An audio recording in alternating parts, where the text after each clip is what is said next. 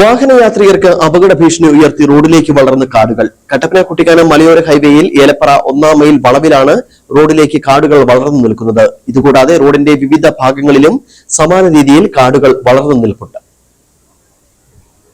നിരവധി വാഹനങ്ങൾ രാത്രിയിലും പകലുമായി കടന്നുപോകുന്ന പാതയാണിത്. ഈ പാതയിൽ 4-ാം മൈൽ മുതൽ ഏലപ്പാറ വരെയുള്ള റോഡിന്റെ വിവിധ ഭാഗങ്ങളിൽ റോഡിലേക്ക് വളർന്നാണ് കാടുപടലങ്ങൾ നിലകൊള്ളുന്നത്.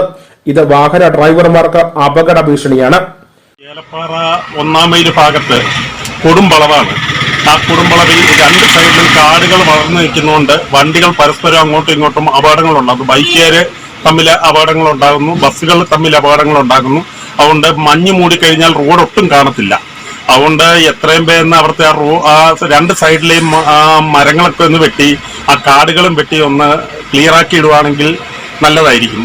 അതിന് അധികാരികളൊന്ന് PWDയിലെ അധികാരികളൊന്ന് അതിനുവേണ്ടി മുൻകൈ എടുക്കണമെന്നും അത് ജനങ്ങൾക്കൊരു ഉപകാരമായിരിക്കുമെന്നും ഈ അപകടങ്ങൾ ഒഴിവാക്കാൻ പറ്റുമെന്നും ഞങ്ങൾ ആഗ്രഹിക്കുന്നു.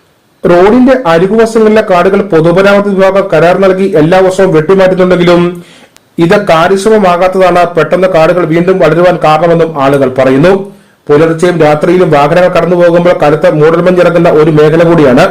ഇതിനാൽ വലിയ അപകട ഭീഷണിയാണ് നിലനിൽക്കുന്നത്. News bureau, Peermade.